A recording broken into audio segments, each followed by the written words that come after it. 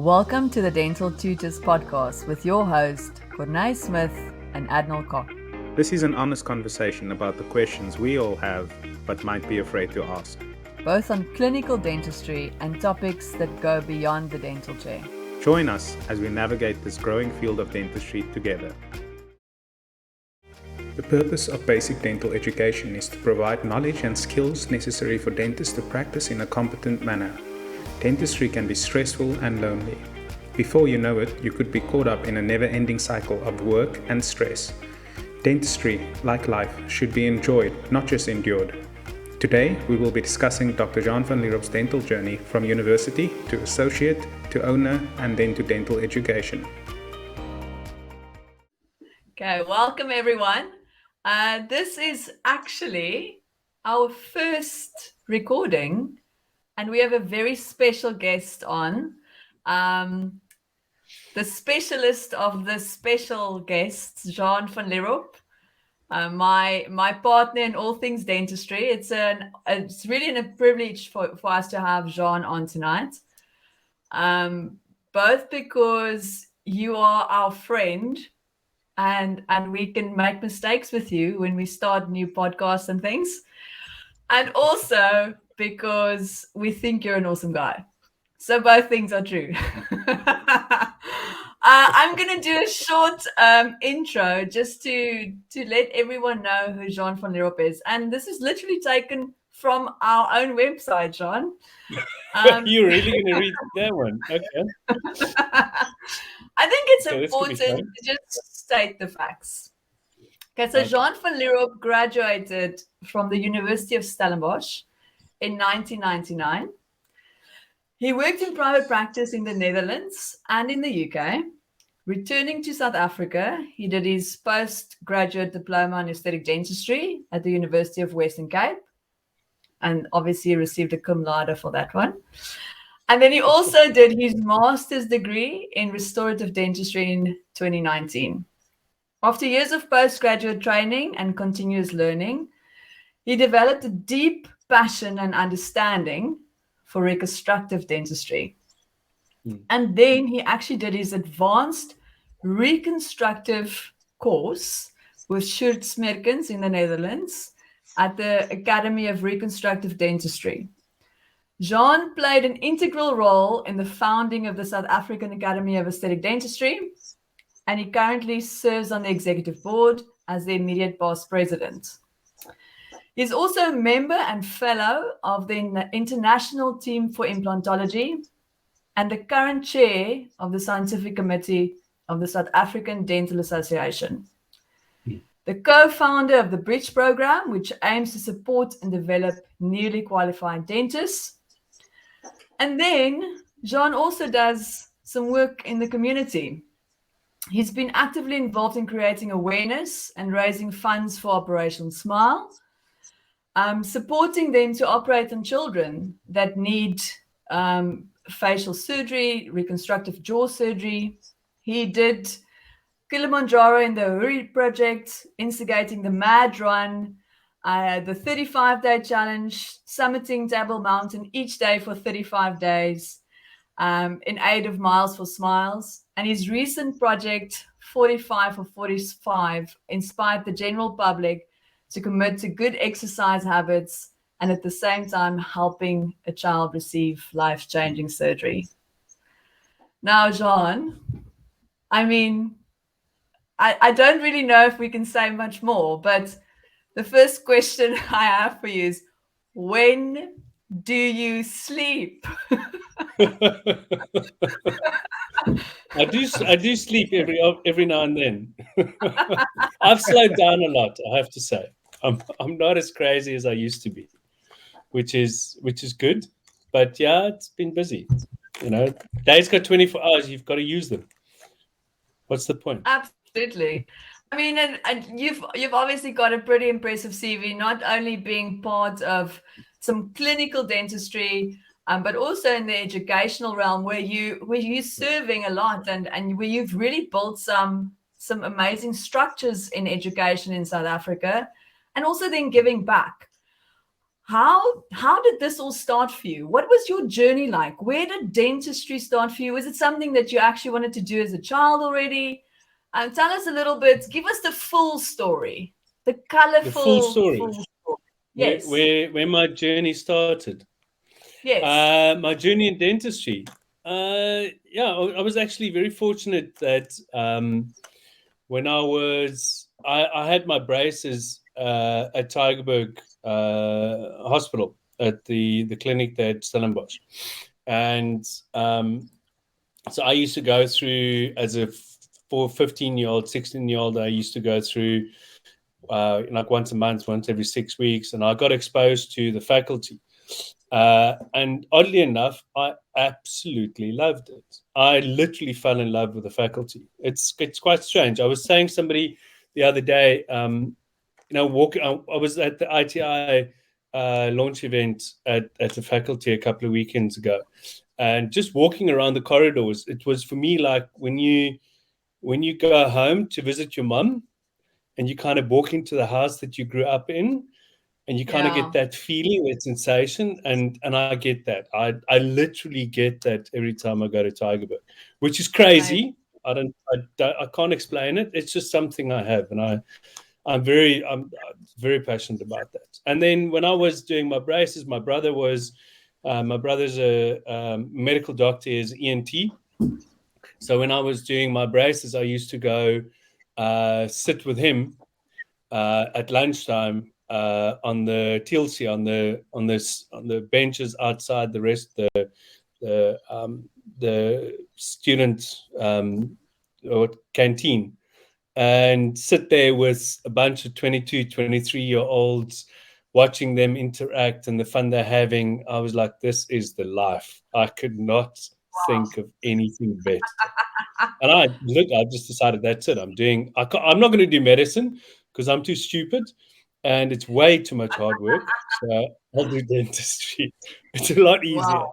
So I did dentistry, and it started off from there. It was amazing. I mean, we had I come from not a lot. All my brothers got bursaries. We all had student loans. I paid for my own education from day one. I worked every single weekend throughout every single weekend. Most weekends I worked of my varsity career, trying to pay for all my education, for everything that needs to be paid. And I worked hard. I really worked hard to kind of get through that. And I loved every minute of it. I absolutely love it. And I love dentistry. I've just got this weird thing about it where it's everything about it is just cool. And I want to keep on doing it for as long as I can. And that's why I love sharing it as well. That's why I love sharing my knowledge, teaching. And I don't really want to call it teaching, because you're not teaching. I'm just giving you the stuff that I got wrong. And every now and then I got something right. And then I like to help you to be able to do something cool and learn from my mistakes. That's really what it's about. So it's been an amazing journey. It's actually, I can't believe it's like 24 years now. Wow, 24 years. It's incredible. I mean, I see a couple of gray hairs there. Like, I don't know. Yeah, no, maybe it's the lighting. It's the lighting. It's definitely the lighting. I need more Botox. More? No. I used to think of myself as that young dentist that works in the practice. I can't do that anymore. Yeah, it's I'm the old guy in the corner. When we don't get involved to be like at the Young Dentist Academy or the Young Dentist Council, like how? I mean, really? Oh, that's rude. It's rude. It's so rude. I should qualify for discounts in my membership as well. I'm also young. Really? What is this 35 thing? I mean, come on. Huh? 50 is the new 30. If you just thinking back now, okay, so we're talking about when we were young, being all nostalgic about our careers. what was your first lecture like? Do you still remember that first lecture? Oh, yeah, completely. Gosh, 2007. 2007, I actually approached, at that stage, it was 3M. So 3M was obviously played a massive role in my career. And they've created a lot of opportunities for me. So back in 2007, I approached one of the reps in Cape Town. And I said, listen, I'd like to maybe give a hands-on, or I'd like to do a hands-on in posterior composites. Do you think it's possible? Because I can do some cool stuff, and I've learned a few things, and I wouldn't mind sharing it. So my first experience was at outside, Robertson, what's it called? Barambat, no? What's that? Yeah. Badplaas, Barambat, yeah. Barambat, whatever, just outside Robertson. And I had to go lecture there. And I was at that, this 15 years ago. So I was 33, something like that. And I had 20 guys in front of me that were all older than me. Every single one of them. And I had to tell them, I'm sorry, but the way you're doing it is wrong. You're wrong. So maybe you should think about doing it this way. And it was, yeah, I mean, I had to really choose my words very carefully and not ruffle too many feathers. It was amazing, and I loved it. I mean, I worked my butt off. I prepped. I made beautiful slides. I worked hard to do it. And then it was a breakaway session at the actual main lecture. And then it was amazing. I loved it. And then it kind of slowly snowballed. From there, I got, in fact, my one jacket, my favorite jacket in my cupboard, is like a velvet, beautiful jacket that I bought. And that I bought with the money I got for the lecture. So I got paid like $5,000 or something, or $3,000 or $4,000 for my lecture. I literally walked out. I bought the jacket knowing that this is the jacket I want to wear every time I lecture. And to this day, if I'm on a podium, like a big lecture, I wear that jacket. Are you serious? Like, this is where I started. This is my first time ever. And this is my identity. And it's got a crazy story, but that was like 15 years ago. And I still fit into it, so I'm proud of that as well. Yes. Julie, your wife is also very grateful for that. My wife is also... Yeah. Sure. That's amazing. Incredible. I mean, I've had an amazing... honestly, dentistry for me, it's given me so much. It's incredible. Everything I've received, everything I've ever experienced, everything I've ever done, every place I've ever been has had some connection with dentistry. It's weird, but I mean, I've traveled, I've seen places, I've met some incredible people, some really incredible people that I'm lucky enough to call friends, and all of that was interlinked through dentistry and the experiences and the things. And it might not always have been like presenting or being with somebody or going to a course. It's about going somewhere and seeing somebody that you know, connecting with them, or like we're going to Europe now and I'm connecting with friends over there and they're helping us. And that's what it is, that whole network, that everything is just built around it. So incredibly fortunate, really incredibly fortunate to what I've been able to experience. So lecturing for you is like a whole new career, other than just clinical practice. It's a career and a calling for you. So, how did you know that you wanted to be involved in dental education? When did that come about? It's kind of weird. I've always loved. I think I love telling stories, and I love just sharing and talking to people. And Corne would say that I like the limelight. And yeah, there's a massive component to that. There's a massive ego. Let's understand each other very clearly. If you're lecturing and you're teaching and you're standing on a podium, there's a chip on your shoulder. Okay, that's just the way it is. And everybody that lectures has the same thing. So it's a question of being able to funnel that and take that and take the experience and really just start. For me, it's about giving back and always being honest and always being fair and being completely respectful of your delegates. So if somebody's in front of me and I'm teaching them, whether they're 2 people or 1,000 people, it doesn't matter. They're all important. Everybody wants to learn something.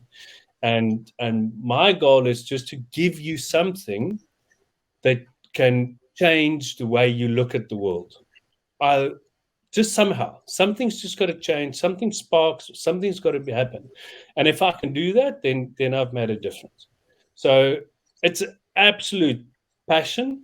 I spend way too much time in my life preparing for lectures and getting things right and thinking about courses and doing courses. And I always say if I spend half the amount of time on my actual business as I do lecturing and teaching, then I would have made a lot more money by now.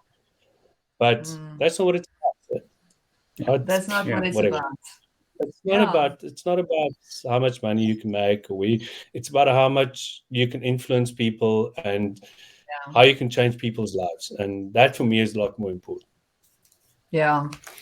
I mean, I can really echo that. And I think that's probably how you and I connected right from the start. As you know, I think we both had this weird passion for just empowering the next generation and really giving back to people in a way that we did not receive. So I think that's how we initially connected. And you know, I still remember we had dinner at like some fancy fish restaurant one evening, and we spoke about the bridge program. And it was like, you know, just kind of a dream at that stage.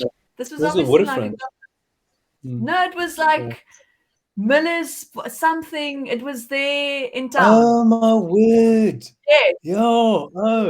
So I remember we sat and we actually used a serviette and we made some notes on some of those serviettes about like what can we do, how can we do this, and is this completely unrealistic, and you know, is this dream too big? And I think, you know, it would be valuable for you. Maybe you could just share like what was going on in your mind way back then. Like, what was your motivation? Because you approached me about you had this dream, and I could share it with you, but it wasn't my dream; it was yours. So maybe you can and already probably how long have we been doing bridge? 6 years, eh? So that's 2017. So probably 2014, 2015. I was sitting with who was then the president or the CEO of SADA. It was a female. I can't recall her name right now. And I sat with her and Marlies, and I basically said, look, I want to create some kind of structured education program for young people so that they can just have something to go to, but it's structured so that you can actually go. I wanted to create a 2-year diploma. The idea was 2 years diploma, you go through exams, you have to do clinical cases, you have to do the whole thing. And I approached them then, and through various reasons, I think she left. SADA was going through quite a lot of restructuring and all that kind of stuff. So that kind of fell flat and didn't work. But the dream kind of still stayed. I still wanted to create something where for me it is, I love courses and I love the idea that you can go to this course and go to that course, but I don't feel like it's got actual flow. You don't, as a person, you don't feel like you're going somewhere. You're just doing it, but you're not really going anywhere. So I wanted to create something where you can feel like I've actually going through a system where when I end it, I'm going to know so much more than when I started. And that's then where the idea of the bridge program came. That's why I approached you. It was, can we put something together that maybe isn't a full 2-year fixed diploma, because that's complete insane amount of work. Let's do something that's a little bit more, but still structured. So that's where the dream of the modular system came from, section by section by section, and you can unpack each section as you go. And then when you're at the end of it, you've achieved something, and you feel like you've literally achieved something. And that's why I wanted to create it. I love courses, but I love the structure that comes with a fixed program, which is why for me, Bridge is so valuable, because you're actually working through things. And as you work through the things, you start answering questions as you go. And that's why I love it. How was the first Bridge for you? How many delegates were there at the first? Oh my word. We had we struggled to get 18, I think, something like that, of which 4 was in Corne's practice. So no. And it was every Thursday night for a month for like 6 months, 6 Thursdays. It was every second Thursday night. So we had a night lecture from 6 till 9. And it was a great idea, because you wanted to give people the opportunity to learn, and then implement what they learn, and then come back and learn the next phase. But logistically, it's just a complete nightmare. So it didn't work. Yeah. And then the next where are we now? It was hard work. Oh my word. And it was scary, because we had to create all the content from scratch, like all of the content. That's insane amount of work. And then we changed the module, the system, and then it became weekends. And then there was 2 weekends, so 4 days. And then we realized that people actually want to know a lot more about business and how to approach people and non-clinical stuff. So then we increased the non-clinical stuff to a full weekend, so 2 days of non-clinical and 3 days of clinical, which I think is great. There's still room for growth. I reckon we can easily do 3 weekends without a doubt, if not 4 weekends. No, absolutely. So that would be the next phase. It's to just ratchet it up a little bit. So congratulations on your injection molding course. That was fun. I was there. Thanks for Admiral for being there. Admiral thanked me, okay?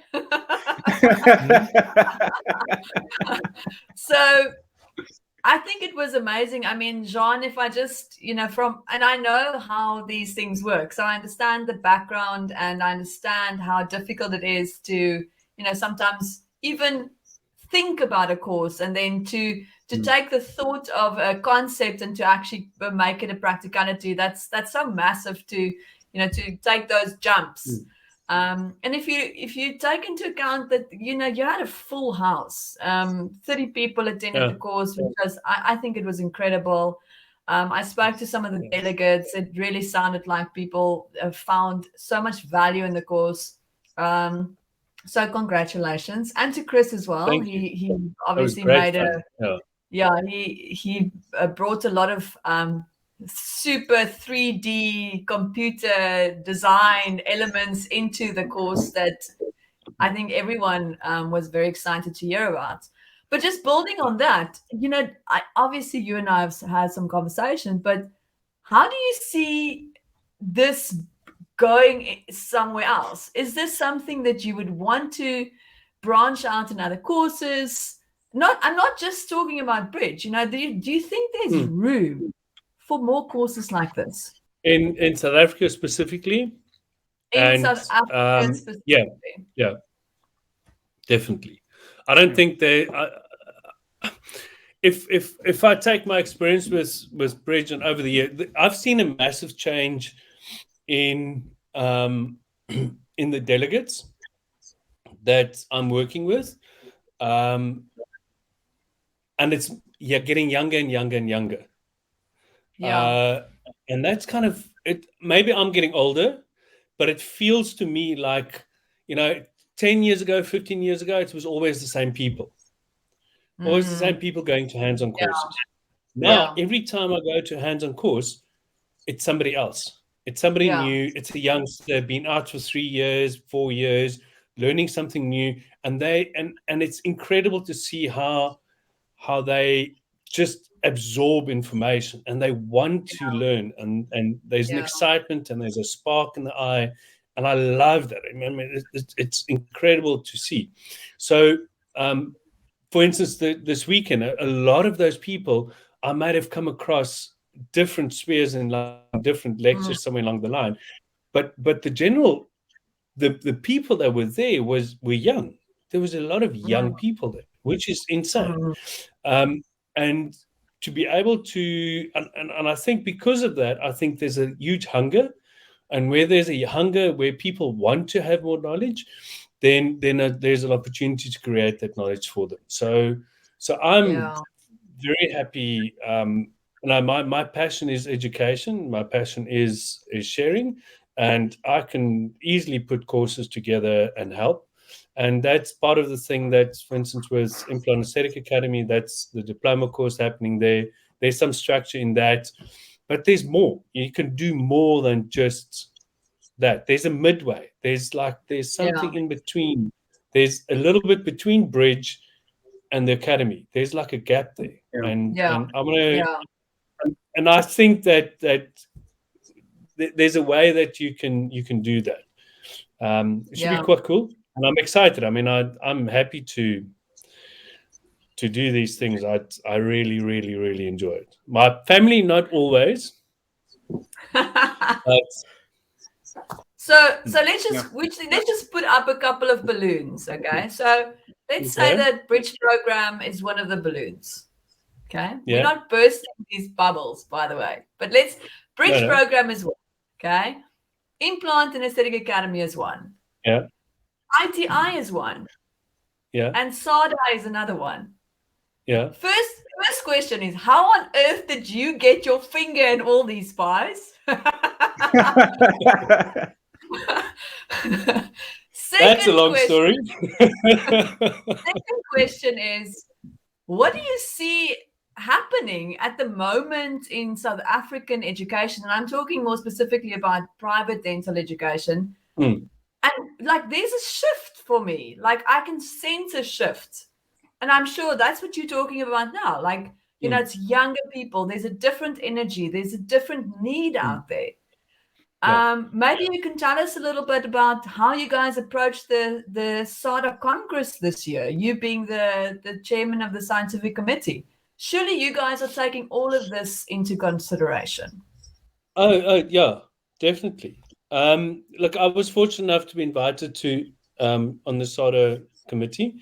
I was part of 2022 and then got handed over the realm for 2023 and 2024. And if you want to take one of your balloons, so if we take SADA, for instance, SADA is still the biggest platform of education in the country. I mean, you can't doubt that for a minute. They're hosting some stupid amount of something like a meeting every week, basically. That's incredible. So it is absolutely incredible the amount of work that goes in and how much education they pull through, and you have to have complete respect for that. And also they cater for a very vast variance in dentists, because it's from community service all the way through to high-end private practice, and it's difficult to cover all of those aspects. So within the SADA program for this year, I think exactly that is what the dream was, and what the committee's idea was, is how can we kind of take the 3 days and we build into the different levels of dentistry in those 3 days. So we start day one, we start with some essential basic stuff from posterior resins, and we work that through to some simplistic endodontic stuff, and we cover the bases to end up with some basic implant restorations. Okay, so that's like day one. Day two becomes more advanced. Now you've got bioemulation. Javier Tapia is like the god of bioemulation. So it's a completely different realm. Now you're thinking immediate dent and sealing, and you're thinking about deep margin elevation, all these kind of weird concepts that's out there in the bigger world, but not necessarily in the hands of the general practitioner. So then we introduce that kind of concept, and with that we then build in treatment planning. So how do you take all this information that you've gathered, all the skill sets that you have, how do you package a proper treatment plan? And that's one aspect of it. And then we build in business. So then we still got 2 hours of business lectures, the essentials of business. How do you run a digital business in the 21st century? Now, we talk about digital dentistry, but we don't do digital business in dentistry. It kind of doesn't make sense. Yeah. How can you have a scanner, or how can you have like a CEREC R1,000,000 on a CEREC machine and R1.5 million on a 3D scanner, but you don't want to pay R1,000 a month for your practice management software? It's like, that doesn't make sense. There's complete disconnect here. So and it comes because we don't understand how important software is in business management, and we don't have that access. So then we bring that in on Saturday, and then on Sunday we do aligners, because aligners are the most important in aesthetic dentistry. Is probably the biggest growth field, and you have to cover that. So that comes in, and we kind of finish off a little bit more business. So I think we kind of get it from basics through into advanced resto, treatment planning, business, and we go through. So it should be an amazing. I'm really excited. I think we've got a very nice lineup with lots of little breakaway sessions that are smaller. So 25 people breakaway sessions, and it's going to be amazing. That's Sada. Do you want me to continue? The great. Literally yours. Yeah. Was there lots of balloons hanging in the air? You asked me how do I get involved? How do I get to be on SADA and ITI and Bridge Program and Implant Aesthetic Academy, and I still do Miles for Smiles and all these things? Because I do things. I just do things. Yeah. So I've always had the attitude, either you do it or you don't do it. So just do it. And if you have an idea, do it. Just do it. Otherwise, what's the point? So I tell my kids, say yes more than you say no. You'll be surprised how much you get done. And then also try and just, if you have an idea, just go for it. And if it works, it works. If it doesn't work, so what? At least you tried, and then you drive. Yeah. And you get it done. Yeah. So in saying yes to everything, you want to like tonight chat to us about your life. You want to chat a little bit about your life outside of dentistry? How do you manage your time? I'm obviously newly married. Managing time with family, managing time with your animals, with your kids. Yeah. I'm probably the worst example of a balanced life, to be honest. And my wife would be the first one to say that she's a widow. And she literally doesn't know. She's going to go look for a boyfriend because her husband's never at home. So it's difficult. It really is difficult. It's like, it's been crazy. You go through phases where it's really manic and sometimes not. And actually, to be brutally honest, like this time last year, April, May last year, I think, Corné, you remember, I was having heart palpitations. I do remember. Had high blood pressure. I do remember. Yeah. It was literally this time last year. I had heart palpitations. I had high blood pressure. I got diagnosed with high blood pressure.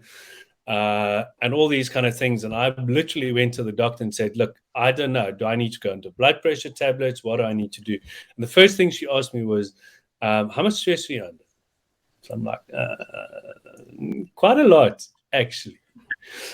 So I said, okay, cool. So you just need to manage your stress. So what I've done, and having chatted to quite a few people, and I know what makes me happy. What makes me happy is if I go for a run or I go to gym every day. If I go to, like, I went to gym tonight before I came here, and I have to do that because that's my release. It's my break away from everything. So my stress coping mechanism is by being physically active. And it doesn't have to be crazy. It can be like a half an hour walk with a dog. I just need space. I just need to create space. And that's how I get me time. With my family, I'm lucky. I've got a very understanding wife who literally I can almost go wherever I want to, whenever I want, and she's generally supportive, which is amazing. So I'm really fortunate with that. And my kids are getting older. So I've got a 13-year-old and a 16-year-old. So they don't want to see me in any case. So it's like, I don't care. No, my kids are absolutely amazing. I love them to bits, and right now it's that moment where I can sit and I can have a 10-minute conversation with my daughter, and that's like worth an entire day. I don't need to sit another day with you. I just want to sit 10 minutes and we connect, and it's beautiful. And so I'm fortunate in that way. I'd love to spend more time with them. And I create time now. So now I literally put weekends in my month I put away, which is just family. I'm not allowed to go anywhere. I don't do anything. I'm literally, this is it. Like this weekend, I'm not doing anything. You can't pay me enough money to not be with my family this week. So that's important. But it doesn't come easy. It really doesn't come easy.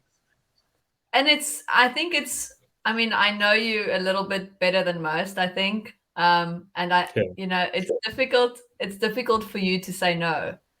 Because I know that you really just don't like disappointing people.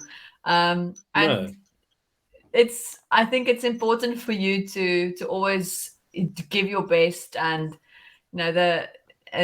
and sometimes I think you put yourself last in that equation.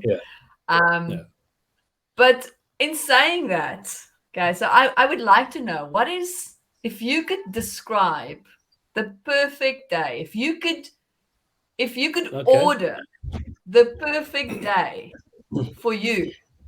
I know this will be on a Thursday. What is that day like?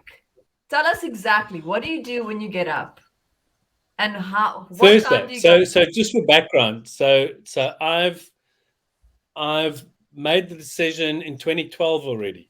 I made the decision that I'm only going to work 4 days a week, clinically, 4 days a week, and I'll take a Thursday off.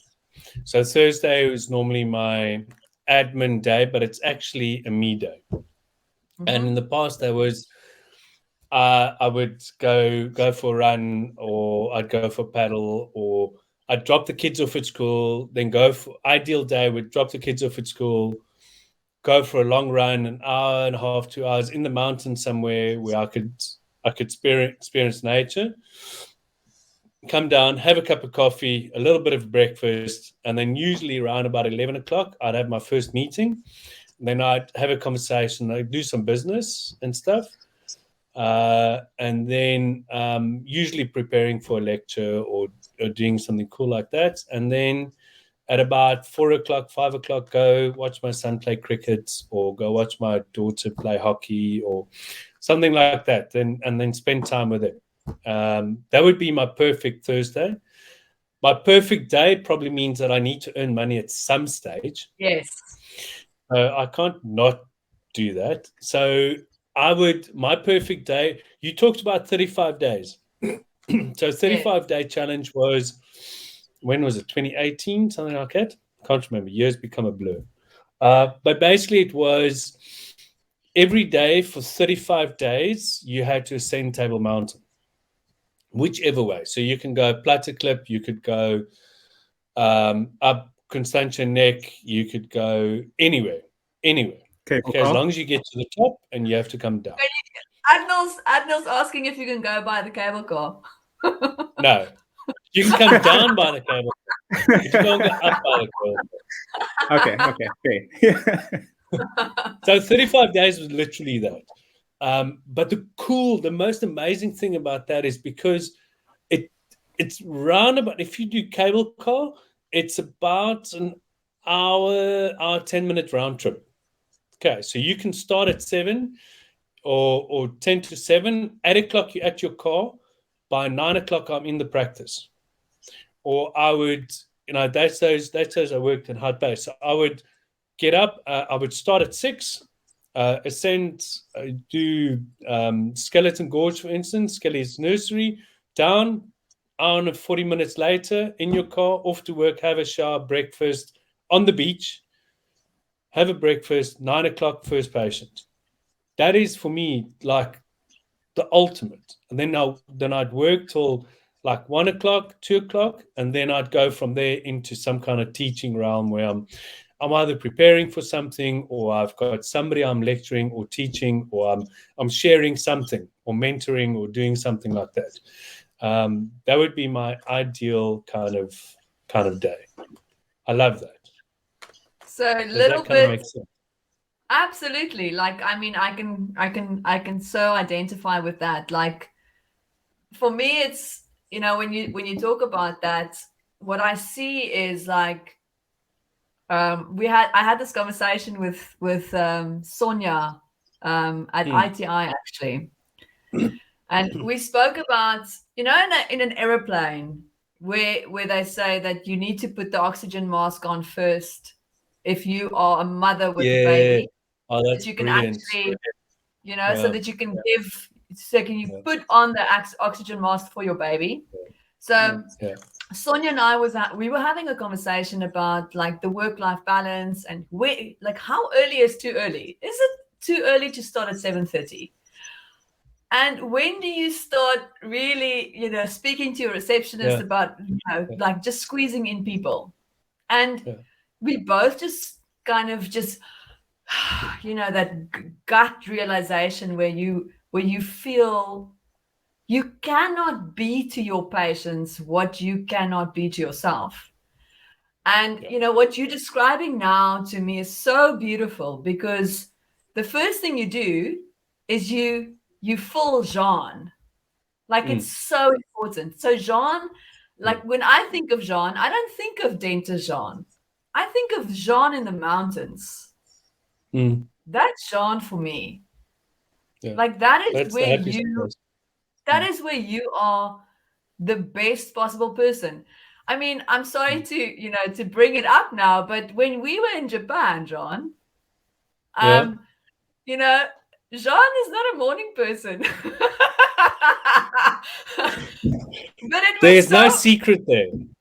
There's no secret. But so Jean and Lenta and I, we were obviously walking around in Japan, and Jean would see a mountain, his eyes would light up. And then Jean would convince me and Lenta to go up the mountain. But it was fun. And then that is what he said. It is so much fun. Come on, guys. It's so much fun. And Jean would become a different person. And I love that about you. I absolutely love that about you. And I think you should always give that part of yourself enough time, because that's the balance, where you are the best. And it's so important for us to give ourselves the time to be that best person, that best version of ourselves, so that we can be a good dentist and a good teacher and a good lecturer. And you've taught me that, Jean. You really have taught me that. And I know we kind of all do it like haphazardly and we fail a little bit, but yeah, I think it's amazing to see, sometimes we have time for the mountain and sometimes the mountain kind of disappears, but it's always kind of there. Thanks for joining us for part 1 of our conversation with Dr. Jean van Lierop. Join us next time for part 2. Thank you so much for joining us today on the Dental Tutors podcast. Please visit, like, comment, and subscribe on our platforms below. Or if you have any questions, please send us an email. Until next time, have a great day further.